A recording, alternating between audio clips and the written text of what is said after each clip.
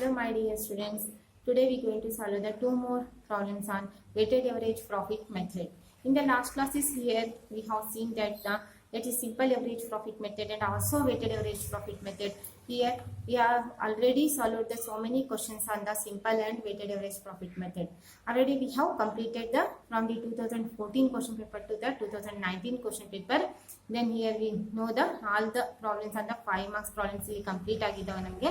ಇವತ್ತು ನಾನು weighted average method ಮೇಲೆ ಮತ್ತೆ ಎರಡು ಪ್ರಾಬ್ಲಮ್ಸ್ ಅನ್ನು ಹೇಳಿ ನಿಮಗೆ ಮುಂದಿನ ಒಂದು ಮೆಥಡ್ ಯಾವುದು ಅಂತ ನಿಮಗೆ ಗೊತ್ತಿದೆ, ಕ್ಯಾಪಿಟಲೈಸೇಷನ್ ಮೆಥಡ್ ಅಂತಂದು capitalisation average profit capitalisation method ಅಂತಂದು ಗುಡ್ ವಿಲ್ ಅನ್ನು ಫೈಂಡ್ ಔಟ್ ಮಾಡಬೇಕಾದ್ರೆ ನಾವು ಎಷ್ಟು ಮೆಥಡ್ ಅನ್ನು ನಾವು ಸ್ಟಡಿ ಮಾಡಿದ್ದೀವಿ. ಇಲ್ಲಿ 3 ಮೆಥಡ್ಸ್ ಅನ್ನು ನಿಮ್ಗೆ ಹೇಳಿದೆ.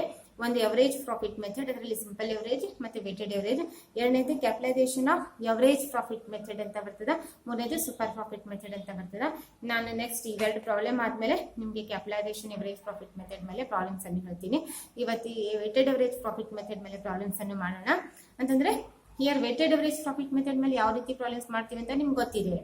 Means under this method weights are here assigned with the profit, then these weights are in the ascending order. ಈಗ ಯಾವ ರೀತಿ ಅಸೆಂಡಿಂಗ್ ಆರ್ಡರ್ ನಲ್ಲಿ ಪ್ರಾಫಿಟ್ ಜೊತೆಗೆ ಇವನ್ನ ನಾವು ಅಸೈನ್ ಮಾಡ್ತೀವಿ. ತದನಂತರ these weights are multiplied with the profit ಜೊತೆ ಮಲ್ಟಿಪ್ಲೈ ಮಾಡಬೇಕು. then here we get the product. means under this method here we go into ascertainment of the product is the that is multiplied by the weights into profit. ಅಂತಂದ್ರೆ product ಅಂತಂದ್ರೆ ಏನ್ರಿ, ಇಲ್ಲಿ ಒಂದು problem ನಲ್ಲಿ weighted average profit method ನಲ್ಲಿ ನಾವು product ಅಂತ ಎದಕ್ಕೆ ಕರಿತೀವಿ ಅಂತಂದ್ರೆ ಇರುವಂತ ಪ್ರಾಫಿಟ್ ಅನ್ನು ವೇಟ್ ಜೊತೆಗೆ, ಅಂತಂದ್ರೆ ಪ್ರತಿಯೊಂದು ಇಯರ್ ನಲ್ಲಿ ಎಷ್ಟು ವೇಟೇಜ್ ಇದೆ ಪ್ರಾಫಿಟ್ ಅಂತಂದು ಈ ವೇಟೇಜ್ ಅನ್ನು ನಾವು 1 2 3 ಅಂತಂದು ಈ ರೀತಿ ಆ ಒಂದು ಅಸೆಂಡಿಂಗ್ ಆರ್ಡರ್ ನಲ್ಲಿ ಅದನ್ನು ನಾವು ಏನು ಅಸೈನ್ ಮಾಡ್ಕೊಂತ ಬರ್ತೀವಿ. ಪ್ರಾಫಿಟ್ ಜೊತೆ ಅಸೈನ್ ಮಾಡಿದಂತ ವೇಟ್ಸ್ ಜೊತೆ ನಾವು ಮಲ್ಟಿಪ್ಲೈ ಮಾಡಿದಾಗ ನಿಮ್ಗೆ ಪ್ರಾಡಕ್ಟ್ ಅನ್ನು ಸಿಗ್ತದ. ಈ ರೀತಿ under this method means under weighted average profit method first year we going to calculate the product, then total product ಅನ್ನು ನಾವು ಇಲ್ಲಿ ಕ್ಯಾಲ್ಕುಲೇಟ್ ಮಾಡಬೇಕು. Then this total product is here divided by the total weights. ಅಂದ್ರೆ weights ಅನ್ನು total ಮಾಡ್ರೆ ನಿಮ್ಗೆ ಏನ್ ಗೊತ್ತಾಗ್ತದೆ, ನಿಮ್ಗೆ ಏನ್ ಬರ್ತದೆ ವೇಟೆಡ್ ಎವರೇಜ್ ಪ್ರಾಫಿಟ್ ನಿಮ್ಗೆ ಗೊತ್ತಾಗ್ತದೆ. ಇದನ್ನು ನಾವು ಇದರಲ್ಲಿ ವೇಟೆಡ್ ಎವರೇಜ್ ಪ್ರಾಫಿಟ್ ಮೆಥಡ್ ನಲ್ಲಿ ಯಾವ ರೀತಿ ಇದೆ, ಗುಡ್ ವಿಲ್ ಫಾರ್ಮುಲಾ ನಿಮ್ಗೆ ಗೊತ್ತಿದೆ. That is goodwill is equal to weighted average profit into number of years of purchase. ಈ ರೀತಿ ನಾವು ಫಸ್ಟ್ ವೇಟೆಡ್ ಎವರೇಜ್ ಅನ್ನು ಪ್ರಾಫಿಟ್ ಅನ್ನು ಕಂಡುಹಿಡಿಯಬೇಕಾದ್ರೆ ನಿಮ್ಗೆ ಏನ್ ಬೇಕು, ಇಲ್ಲಿ ಪ್ರಾಡಕ್ಟ್ ಅನ್ನು ಅಸರ್ಟೈನ್ಮೆಂಟ್ ಮಾಡ್ಬೇಕು. ಅದಕ್ಕೆ ಇವತ್ತು 2 ಪ್ರಾಬ್ಲಮ್ಸ್ ನಾನು ನಿಮ್ಗೆ ಕೊಡ್ತಾ ಇದ್ದೀನಿ, ನೋಡ್ಕೋರಿ 2 ಪ್ರಾಬ್ಲಮ್ಸ್. ಒಂದನೇ ಪ್ರಾಬ್ಲಮ್ ಇಲ್ಲಿ from the following particulars of Rainbow Limited, that is calculate the goodwill of the 3 years purchase of average profit of the past 4 years. ನೋಡಿ 4 ಅಂದ್ರೆ ಹಿಂದಿನ ವರ್ಷದ 4 ಇಯರ್ಸ್ ಪ್ರಾಫಿಟ್ ಕೊಟ್ಟಿದ್ದಾರೆ, 3 ವರ್ಷಕ್ಕಾಗಿ ಗುಡ್ ವಿಲ್ ಅನ್ನು ಪರ್ಚೇಸ್ ಮಾಡಿದ್ದಾರೆ. ಅದರಲ್ಲಿ ನಿಮಗೆ ವೇಟ್ಸ್ ಕೂಡ ನಿಮಗೆ ಕೊಟ್ಟಿದ್ದಾರೆ. 3 ಕಾಲಮ್ಸ್ ಇಲ್ಲಿ ಪ್ರಾಬ್ಲಮ್ ನಲ್ಲಿ ಕೊಟ್ಟಾರ, ಒಂದು ಇಯರ್, ಒಂದು ಪ್ರಾಫಿಟ್ ಕಾಲಮ್, ಒಂದು ವೇಟ್ಸ್ ಕಾಲಮ್. ನೋಡ್ರಿ ಇಯರ್ ಕಾಲಮ್ ನಲ್ಲಿ ಬರ್ಕೊಳ್ಳಿ 2011 2012 1 by 1 ಬರ್ಕೊಳ್ಳಿ. 2011 2012 2013 2014. ಮತ್ತೆ ಪ್ರಾಫಿಟ್ ಕಾಲಮ್ ನಲ್ಲಿ ಬರೀ ಫಸ್ಟ್ ಇಯರ್ 2011 ನಲ್ಲಿ 50,000, then 64,000, then 80,000, then 1 lakh. Next you come to the weights column. Weights ನಲ್ಲಿ ನಾವು ಯಾವ ರೀತಿ ಅಸೈನ್ಮೆಂಟ್ ಮಾಡ್ಬೇಕ್ರಿ, ಅಸೆಂಡಿಂಗ್ ಆರ್ಡರ್ ನಲ್ಲಿ. ಅಂತಂದ್ರೆ ಮೊದಲನೇದಿಂದ ಕೊನೆಯವರೆಗೂ ಅಂತಂದ್ರೆ 1 ನಂಬರ್ಲಿಂದ ಅಂದ್ರೆ ಒಂದು ಏರಿಕೆ ಕ್ರಮದಲ್ಲಿ ನಾವು ಅದನ್ನು ಮಾಡ್ಬೇಕು. ಅಂತಂದ್ರೆ 1 2 3 4 ಅಂತ ಬರ್ಕೊಳ್ಳಿ. ಆಮೇಲೆ ಏನಂತ ಕೇಳಿದ್ರೆ calculate the value of the good will under weighted average method ಅಂತ ಹೇಳಿದ್ದಾರೆ. ನಾವಿಲ್ಲಿ ಏನ್ ಮಾಡ್ಬೇಕ್ರಿ, ಫಸ್ಟ್ ಪ್ರಾಡಕ್ಟ್ ಅನ್ನು ಫೈಂಡ್ ಔಟ್ ಮಾಡಬೇಕು. ಪ್ರಾಬ್ಲಮ್ ಸೊಲ್ಯೂಷನ್ ಮಾಡೋತ್ತಿಗೆ ಯಾವ ರೀತಿ ಹಾಕ್ತಿರಿ ನೀವು, ಫಸ್ಟ್ ಹೆಡ್ಡಿಂಗ್ ಹಾಕ್ರಿ ಸೊಲ್ಯೂಷನ್ ಅಂತ ಬರ್ಕೊಂಡು calculation of value of goodwill ಅಂತ ಹೇಳ್ರಿ. ತದನಂತರ goodwill is equal to weighted average profit into number of years of the purchase ಅಂತೀರಿ. ನೆಕ್ಸ್ಟ್ ಎಷ್ಟದ ನೋಡ್ಕೊರಿ ವೇಟೆಡ್ ಎವರೇಜ್ ಪ್ರಾಫಿಟ್ ಅಂತಂದ್ರೆ ನಾವು ಕಂಡುಹಿಡಿಬೇಕು. ನಮ್ಗೆ ಇನ್ನೂ ಗೊತ್ತಿಲ್ಲ ವೇಟೆಡ್ ಎವರೇಜ್ ಪ್ರಾಫಿಟ್, ಅದಕ್ಕೆ ವರ್ಕಿಂಗ್ ನೋಟ್ಸ್ ಅಂತ ಹಾಕ್ರಿ. ಇಲ್ಲಿ ನೋಟ್ ನಂಬರ್ 1 ಅಂತ ಹಾಕಿ ಕ್ಯಾಲ್ಕುಲೇಷನ್ ಆಫ್ ಪ್ರಾಡಕ್ಟ್ ಅನ್ರಿ. ವೇಟೆಡ್ ಎವರೇಜ್ ಅಲ್ಲ, ಫಸ್ಟ್ ಕ್ಯಾಲ್ಕುಲೇಷನ್ ಆಫ್ ಪ್ರಾಡಕ್ಟ್ ಅಂತಂದು 4 ಕಾಲಮ್ದು ಒಂದು ಟೇಬಲ್ ಹಾಕೋರಿ. ಯಾವುದು 4 ಕಾಲಮ್ದು ಒಂದು ಟೇಬಲ್. ಏನಂತ ಹಾಕೊಂತೀರಿ heading, calculation of calculation of products ಅಂತ ಹಾಕೋಬೇಕು. ಕ್ಯಾಲ್ಕುಲೇಷನ್ ಆಫ್ ಟೋಟಲ್ ಪ್ರಾಡಕ್ಟ್ ಅಂತ ಹಾಕೊಂಡು ಒಂದು ಟೇಬಲ್ ಹಾಕ್ರಿ. 4 ಕಾಲಮ್, ಫಸ್ಟ್ ಕಾಲಮ್ ಇಯರ್, ಎರಡನೇ ಕಾಲಮ್ ಪ್ರಾಫಿಟ್, ಮೂರನೇ ಕಾಲಮ್ ವೇಟ್ಸ್, ನಾಲ್ಕನೇ ಕಾಲಮ್ ಪ್ರಾಡಕ್ಟ್ ಅಂತ ಹಾಕೊಂಡು ಆ ಪ್ರಾಡಕ್ಟ್ ಕೆಳಗಡೆ ಬ್ರಾಕೆಟ್ ನಲ್ಲಿ ಬರ್ಕೋರಿ ಪ್ರಾಫಿಟ್ ಇಂಟು ವೇಟ್ಸ್ ಅಂತ ಬರ್ಕೋರಿ. ಓಕೆ, ಪ್ರಾಫಿಟ್ ಇಂಟು ವೇಟ್ಸ್ ಅಂತಂದು ಬರಿಬೇಕು. ಇಷ್ಟು ಬರೆದು ನೋಡ್ರಿ ಇಯರ್ ಕಾಲಮ್ ನಲ್ಲಿ ನಿಮಗೆ ಪ್ರಾಬ್ಲಮ್ ನಲ್ಲಿ ಕೊಟ್ಟಿದ್ದ ಹಾಗೆ ಇಯರ್ಸ್ ಅನ್ನು ಮೊದಲು ಬರ್ಕೊಳ್ಳಿ. 2011, 12, 13, 14 ಅಂತ ಬರೆದು ನೆಕ್ಸ್ಟ್ ಪ್ರಾಫಿಟ್ ಕಾಲಮ್ ನಲ್ಲಿ ಕೂಡ ನಿಮಗೆ ಪ್ರಾಫಿಟ್ ಕೊಟ್ಟಿದ್ದಾರೆ 50,000, 64,000, 80,000, 1 lakh. ಪ್ರಾಫಿಟ್ ಕಾಲಮ್ ನಲ್ಲಿ ಕೂಡ ಇದನ್ನ ಹಾಕೋರಿ. ನೆಕ್ಸ್ಟ್ ವೇಟ್ ಕಾಲಮ್ ನಲ್ಲಿ ಕೂಡ ನಿಮ್ ಪ್ರಾಬ್ಲಮ್ ನಲ್ಲಿ ಕೊಟ್ಟ ಹಾಗೆ 1, 2, 3, 4 ಅಂತ ಹಾಕೊಂಡು ನೆಕ್ಸ್ಟ್ ಪ್ರಾಡಕ್ಟ್ ಕಾಲಮ್ ನಲ್ಲಿ ಬರ್ರಿ. ಇಲ್ಲಿ ಏನ್ ಮಾಡ್ಬೇಕಂತ ಹೇಳಿದೆ ನಾನು ನಿಮ್ಗೆ ವೇಟ್ಸ್ ಇಂಟು ಪ್ರಾಫಿಟ್ ಅನ್ನು ಅಂದ್ರೆ ಪ್ರಾಫಿಟ್ ಗೆ ವೇಟ್ಸ್ ಇಂದ ಮಲ್ಟಿಪ್ಲೈ ಮಾಡ್ರಿ. That is 50,000 into 1, 50,000.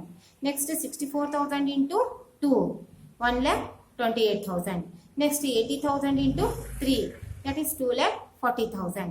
Next 1 lakh into 4, that is 4 lakh. ಈ ರೀತಿ ಮಲ್ಟಿಪ್ಲೈ ಮಾಡಿದ್ದೆಲ್ಲ ಕೂಡ್ಸ್ಕೋರಿ ಆನ್ಸರ್. ಲಾಸ್ಟ್ ಕಾಲಮ್ದು ಟೋಟಲ್ ಅನ್ನ ಹಾಕ್ರಿ ಮತ್ತೆ ವೇಟ್ಸ್ ಕಾಲಮ್ ಟೋಟಲ್ ಅನ್ನ ಹಾಕ್ರಿ. ನೋಡ್ರಿ ವೇಟ್ಸ್ ಕಾಲಮ್ ನಲ್ಲಿ ಟೋಟಲ್ ಎಷ್ಟಾಗ್ತದೆ ಅಂದ್ರೆ 1 + 2 + 3 + 4 ಎಷ್ಟಾಯ್ತ್ರಿ 10. ನೆಕ್ಸ್ಟ್ ಇದರಲ್ಲಿ ಎಲ್ಲ ಪ್ಲಸ್ ಮಾಡ್ರಿ 50,000 + 1,28,000, 2,40,000, 4 lakh ಆಡ್ ಮಾಡ್ಕೋರಿ 8,18,000 ನಿಮ್ಗೆ ಟೋಟಲ್ ಆಯ್ತು.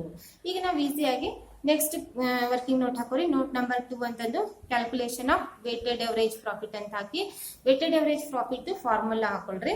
Weighted average profit is equal to total product divided by total weights ಅಂತ ಬರ್ಕೋರಿ. ಇಲ್ಲಿ ಟೋಟಲ್ ಪ್ರಾಡಕ್ಟ್ ಎಷ್ಟಾಗಿದ್ರಿ ನಮ್ದು 8,18,000 ಡಿವೈಡೆಡ್ ಬೈ 10, ದಟ್ ಈಸ್ 18,800. ಇಲ್ಲಿಗೆ ನಿಮ್ಗೆ ಪ್ರಾಬ್ಲಮ್ ಕಂಪ್ಲೀಟ್ ಆಯ್ತಿದ್ದು 5 ಮಾರ್ಕ್ಸಿನ ಪ್ರಾಬ್ಲಮ್. ನೆಕ್ಸ್ಟ್ ಇನ್ನೊಂದು ಪ್ರಾಬ್ಲಮ್ ನೋಡ್ಕೋರಿ. ಪ್ರಾಬ್ಲಮ್ ನಂಬರ್ 2 ನೋಡ್ರಿ ಇಲ್ಲಿ ABC company limited proposed to purchase the business of Major Shaker for the purpose of its agreed to value the goodwill at 3 years purchase. ಇದೊಂದು correct ಆಗಿ ನೋಡ್ಕೋರಿ ಎಷ್ಟು years purchase ಇದೆ ಅಂತಂದು ಇಲ್ಲಿ 3 years ಪರ್ಚೇಸ್ ಅಂತದ. ಮತ್ತು of the past 5 years profit using the appropriate weights which are 2005 1, 2006 2, 2007 3, 2008 4, 2009 5 ಅಂತಂದ್ರೆ profits ಕೊಟ್ಟಾರ, ಅದ್ರ ಜೊತೆ ವೇಟ್ ಕೂಡ ಕೊಟ್ಟಾರ. ಯಾವ ರೀತಿ 1, 2, 3, 4 and 5 ತನಕ 5 years to 5 ತನಕ ವೇಟ್ಸ್ ಇದೆ. ಅದ್ರ ಪ್ರಾಫಿಟ್ ಅನ್ನು ಕೂಡ ನಿಮಗೆ ಕೊಟ್ಟಿದ್ದಾರೆ. ಇಯರ್ ರುಪೀಸ್ ಅಂತ ಹಾಕೋರಿ. ಇಯರ್ ನಲ್ಲಿ 2005 10,000 profit, 2006 25,000 profit, 2007 30,000 profit, 2008 35,000 profit, 2009 38,000 profit. ಇಷ್ಟು ನಿಮಗೆ ಪ್ರಾಫಿಟ್ ಇದೆ. ಮತ್ತೆ ಕೆಳಗೆ ಇನ್ಫಾರ್ಮೇಶನ್ ಇದೆ ನೋಡ್ರಿ. The above profits R included the fixed income of ₹1,000 per annum from investment in shares. Calculate the value of the goodwill under weighted average profit method ಅಂತ ಕೇಳ್ಯಾರ. ಇದು ಸ್ವಲ್ಪ ಡಿಫ್ರೆಂಟ್ ಇದೆ. ಮೇಲಿನ ಪ್ರಾಬ್ಲಮ್ ಇದಂಗೆ ಇದೆ. ಒಂದು ಅಡ್ಜಸ್ಟ್ಮೆಂಟ್ ನೀವನ್ನು ಮಾಡಬೇಕು. ಏನಂತಂದ್ರೆ ನೋಡ್ರಿ the above profits included the fixed income of 1,000 per annum ಅಂತ ಇದೆ. ಇದು ಯಾವ ಇನ್ಕಮ್ ಅಂತ ಇದೆ? ಇನ್ವೆಸ್ಟ್ಮೆಂಟ್ ಲಿಂದ ಬಂದಂತ ಇನ್ಕಮ್ ಇದೆ ಅಂತಂದ್ರೆ ಇದು ಕ್ಯಾಪಿಟಲ್ ಇನ್ಕಮ್ ಅಂತ ನಾವು ಹೇಳ್ತೀವಿ. That purpose it is not. ಇದೇನ್ ಮಾಡ್ಬೇಕು ನಾವು ಡಿಡಕ್ಟ್ ಮಾಡಬೇಕು. ಇದರಲ್ಲಿ ಟೋಟಲ್ ಪ್ರಾಫಿಟ್ ನಲ್ಲಿ ಡಿಡಕ್ಟ್ ಮಾಡಿ ನಾವು ಅಡ್ಜಸ್ಟ್ಮೆಂಟ್ ಅನ್ನು ಮಾಡಬೇಕು. ನಿಮ್ಗೆ ನಿಮ್ ಲಾಸ್ಟ್ ಕ್ಲಾಸ್ ನಲ್ಲಿ ನಾನು ನಿಮ್ಗೆ ಹೇಳಿದ್ದೆ, ನಿನ್ನೆ ಕ್ಲಾಸ್ ನಲ್ಲಿ ಕೂಡ ಹೇಳಿದ್ದೀನಿ. ಏನಂತಂದ್ರೆ ನಾವು ಎವರೇಜ್ ಪ್ರಾಫಿಟ್ ಅನ್ನು ಫೈಂಡ್ ಔಟ್ ಮಾಡ್ತಾ ಇರುವಾಗ ಏನ್ರಿ ಎವರೇಜ್ ಪ್ರಾಫಿಟ್ ಅದು ವೇಟೆಡ್ ಎವರೇಜ್ ಇರಲಿ ಸಿಂಪಲ್ ಎವರೇಜ್ ಇರಲಿ ಯಾವುದೇ ಎವರೇಜ್ ಪ್ರಾಫಿಟ್ ಅನ್ನು ನಾವು ಫೈಂಡ್ ಔಟ್ ಮಾಡ್ತಾ ಇರುವಾಗ ಕೆಲವೊಂದಿಷ್ಟು ಪಾಯಿಂಟ್ಸ್ ಅನ್ನು ಕನ್ಸಿಡರ್ ಮಾಡಬೇಕು ಅಂತ ನಿಮ್ಗೆ ಹೇಳಿದ್ದೆ. ಆ ಪಾಯಿಂಟ್ಸ್ ಯಾವ್ದಾದ್ರು ಪಾಯಿಂಟ್ಸ್ ಬಂತಂದ್ರೆ ಅದನ್ನು ನಾವು ಲೆಸ್ ಅಥವಾ ಆಡ್ ಮಾಡಿ ಅಂತ ಪಾಯಿಂಟ್ಸ್ ಅನ್ನು ನಾವು ತೆಗೆದುಕೊಳ್ಬೇಕು ಅಂತಂದು ಹೇಳಿದ್ದೆ. ಇಲ್ಲಿ ನೋಡ್ರಿ ಮೊದಲನೇ ಪಾಯಿಂಟ್ ನಿಮ್ಗೆ ಹೇಳಿದ್ದೆ ನಾನು. ಕೆಲವೊಂದು ಕ್ಯಾಪಿಟಲ್ ಇನ್ಕಮ್ಸ್ ಇದ್ರ ಕ್ಯಾಪಿಟಲ್ ಎಕ್ಸ್ಪೆಂಡಿಚರ್ಸ್ ಇದ್ರ ಅವನ್ನು ನಾವು ಡಿಡಕ್ಟ್ ಮಾಡ್ಬೇಕು. ಎಕ್ಸ್ಪೆಂಡಿಚರ್ಸ್ ಇದ್ರೆ ಆಡ್ ಮಾಡಬಾರ್ದು, ಆಡ್ ಮಾಡ್ಬೇಕು. ಇನ್ಕಮ್ ಇದ್ರೆ ಲೆಸ್ ಮಾಡಿ ನಾವು ಅದನ್ನು ಅಡ್ಜಸ್ಟ್ಮೆಂಟ್ ಮಾಡಬೇಕು ಅಂತ ಹೇಳಿದ್ದೆ. ಅದೇ ರೀತಿ ನಾನ್ ಟ್ರೇಡಿಂಗ್ ಇನ್ಕಮ್ಸ್ ಇತ್ತಂತಂದ್ರೆ ಅದನ್ನು ಕೂಡ ನಾವು ಡಿಡಕ್ಟ್ ಮಾಡಿ ನಾವು ಕ್ಯಾಪಿಟಲ್ ಅನ್ನು ಅಡ್ಜಸ್ಟ್ಮೆಂಟ್ ಮಾಡಬೇಕು ಅಂತಂದು ಹೇಳಿದೆ. ಈ ರೀತಿ ಕೆಲವೊಂದು ಪಾಯಿಂಟ್ಸ್ ಇದಾವೆ, ಅವನ್ನು ನೀವು ನೋಡ್ಕೊಳ್ಳಿ. ನಿಮ್ಗೆ ನೋಟ್ಸ್ ನಲ್ಲಿ ಹಾಕಿದ್ದೀನಿ ಯಾವ್ಯಾವ ಪಾಯಿಂಟ್ಸ್ ಅಂತಂದು ನೋಡ್ಕೊಂಡು ಈ ಪ್ರಾಬ್ಲಮ್ಸ್ ಅನ್ನು ನಾವು ಎವರೇಜ್ ಪ್ರಾಫಿಟ್ ಅನ್ನು ಕಂಡುಹಿಡಬೇಕು. ಅದಕ್ಕೆ ನಾವ್ ಇಲ್ಲಿ ಏನ್ ಮಾಡ್ಬೇಕ್ರಿ, ಫಸ್ಟ್ ಇಲ್ಲಿ ಏನ್ ಮಾಡ್ಬೇಕು ಅಂತಂದ್ರೆ ಯಾವ್ದು ನೀವು ಸೊಲ್ಯೂಷನ್ ಅಂತ ಬರೀರಿ. ಬರ್ದು ಗುಡ್ ವಿಲ್ ಅನ್ನು ಫೈಂಡ್ ಔಟ್ ಮಾಡ್ಬೇಕಾಗಿದೆ ನಿಮ್ಗೆ ಇಲ್ಲಿ ಯಾವ ಮೆಥಡ್ನಲ್ಲಿ ವೇಟೆಡ್ ಎವರೇಜ್ ಪ್ರೈಸ್ ಮೆಥಡ್ನಲ್ಲಿ ಗುಡ್ ವಿಲ್ ಅನ್ನು ಫೈಂಡ್ ಔಟ್ ಮಾಡಬೇಕಾಗಿದೆ. ಅದಕ್ಕೆ ಗುಡ್ ವಿಲ್ ಅಂತಂದು ಬರ್ಕೋರಿ. ಗುಡ್ ವಿಲ್ ಫಾರ್ಮುಲಾ ಹಾಕ್ರಿ. Goodwill is equal to ಅಂತಂದು ಹಾಕಿ ಗುಡ್ ವಿಲ್ ಫಾರ್ಮುಲಾ ಅನ್ನು ಬರೀರಿ. ಬರ್ದು ಫಸ್ಟ್ ಏನ್ ಫೈಂಡ್ ಔಟ್ ಮಾಡ್ತೀರಿ ನೀವು ಇಲ್ಲಿ ಫಾರ್ಮುಲಾ ಹಾಕಿದ್ಮೇಲೆ ವರ್ಕಿಂಗ್ ನೋಟ್ಸ್ ಅಂತ ಹಾಕ್ರಿ. ವರ್ಕಿಂಗ್ ನೋಟ್ಸ್ ಅಂತ ಹಾಕ್ರಿ. ಫಸ್ಟ್ ವರ್ಕಿಂಗ್ ನೋಟ್ ಏನಿಲ್ಲಿ ಕ್ಯಾಲ್ಕುಲೇಷನ್ ಆಫ್ ಅಡ್ಜಸ್ಟೆಡ್ ಪ್ರಾಫಿಟ್. ಇದಕ್ಕೆ ಅಡ್ಜಸ್ಟೆಡ್ ಪ್ರಾಫಿಟ್ ಇಲ್ಲಿ ಇದು ಇನ್ಕಮ್ ಅನ್ನು ನಾವು ಏನ್ ಮಾಡ್ಬೇಕು ಇಲ್ಲಿ ಲೆಸ್ ಮಾಡಬೇಕು ಟೋಟಲ್ ಪ್ರಾಫಿಟ್ ನಲ್ಲಿ. ಒಂದು ಸ್ಟೇಟ್ಮೆಂಟ್ ಹಾಕೋರಿ. ಸ್ಟೇಟ್ಮೆಂಟ್ ನಲ್ಲಿ 2 ಕಾಲಮ್ 3 ಕಾಲಮ್ಸ್ ಇದ್ರೆ ಒಂದು ಪರ್ಟಿಕ್ಯುಲರ್ ಕಾಲಮ್, ಒಂದು ಪ್ರಾಫಿಟ್ ಕಾಲಮ್, ಇನ್ನೊಂದು adjusted profit column.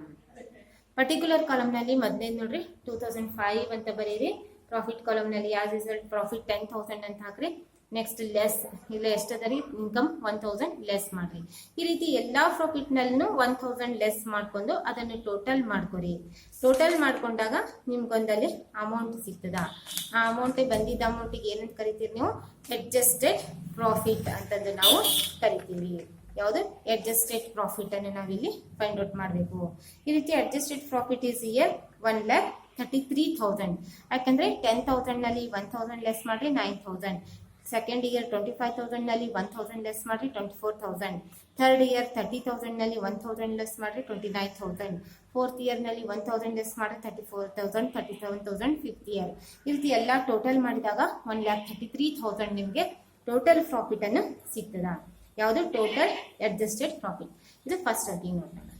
Second working note number ಏನ್ ಮಾಡ್ತೀವಿ ನೀವು ವೇಟೆಡ್ ಎವರೇಜ್ ಪ್ರಾಫಿಟ್ ಅನ್ನು ಫೈಂಡ್ ಔಟ್ ಮಾಡ್ಬೇಕಾದ್ರೆ ಪ್ರಾಡಕ್ಟ್ ಅನ್ನು ಅಸರ್ಟೈನ್ಮೆಂಟ್ ಮಾಡಬೇಕು. ಪ್ರಾಡಕ್ಟ್ ಅಂತಂದ್ರೆ ಏನು ವೇಟ್ಸ್ ಇಂಟು ಪ್ರಾಫಿಟ್ ಅನ್ನು ವೇಟ್ ಲಿಂದ ಮಲ್ಟಿಪ್ಲೈ ಮಾಡಿದಾಗ ನಮಗೆ ಪ್ರಾಡಕ್ಟ್ ಸಿಗ್ತದ.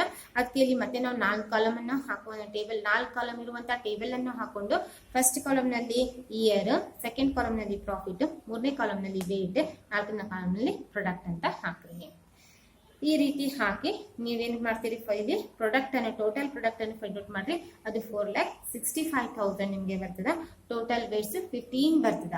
ತದನಂತರ ವೇಟೆಡ್ ಎವರೇಜ್ ಅನ್ನು ಕ್ಯಾಲ್ಕುಲೇಟ್ ಮಾಡ್ರಿ. ಏನು ವರ್ಕಿಂಗ್ ನೋಟ್ ನಂಬರ್ 3 ಏನಂತ ಬರೀತೀರಿ calculation of weighted average profit ಅಂತಂದು ಹಾಕ್ರಿ. ವೇಟೆಡ್ ಎವರೇಜ್ ಪ್ರಾಫಿಟ್ ಫಾರ್ಮುಲಾ ಏನದ ಇಲ್ಲಿ weighted average profit is equal to total product divided by total weights. ನಮಗೆ ಟೋಟಲ್ ಪ್ರಾಡಕ್ಟ್ ಎಷ್ಟಾಗಿತ್ತು 4,65,000 ಡಿವೈಡೆಡ್ ಬೈ 15 ಎಷ್ಟಾಯ್ತು ಇಲ್ಲಿ 31,000 ವೇಟೆಡ್ ಎವರೇಜ್ ಪ್ರಾಫಿಟ್ ಸಿಕ್ತು. ಈಗ ನೀವು ಎಲ್ಲಿ ಬರ್ತೀರಿ ನಿಮ್ಮ ಪ್ರಾಬ್ಲಮ್ ಸೊಲ್ಯೂಷನ್ ನಲ್ಲಿ ಬರ್ದಿರ್ತೀರಲ್ಲ ಗುಡ್ ವಿಲ್ ಫಾರ್ಮುಲಾ ಕೆಳಗಡೆ ಹಾಕಿ ವೇಟೆಡ್ ಎವರೇಜ್ 31,000 ಎಷ್ಟು ಇಯರ್ ನಲ್ಲಿ ಪರ್ಚೇಸ್ ಮಾಡಿದೀವಿ 3 ಇಯರ್ಸ್ 31,000 ಇಂಟು 3 ಮಾಡ್ರಿ ನಿಮಗೆ ಸಿಗ್ತದಲ್ಲಿ 93,000 ಇಸ್ ದ ಗುಡ್ ವಿಲ್ ಅಂತಂದು ಈ ರೀತಿ ನಾವು ವ್ಯಾಲ್ಯೂಯೇಷನ್ ಮಾಡಬೇಕು.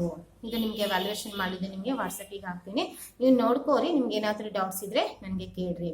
ಮತ್ತೆ ಇನ್ನೊಂದರಲ್ಲಿ ಎಲ್ಲ ನೋಟ್ಸನ್ನು ವರ್ಕಿಂಗ್ ನೋಟ್ಸನ್ನು ಮಾಡುವಂಥದ್ದು ಮರಿಬೇಡ್ರಿ. Okay, thank you. ಮತ್ತೆ ನೆಕ್ಸ್ಟ್ ಕ್ಲಾಸ್ನಲ್ಲಿ ನಾನು ನೆಕ್ಸ್ಟ್ ಮೆಥಡ್ ಮೇಲೆ ನಿಮಗೆ ಪ್ರಾಬ್ಲಮ್ಸನ್ನು ಹೇಳ್ಕೊಡ್ತೀನಿ. Okay, thank you, bye.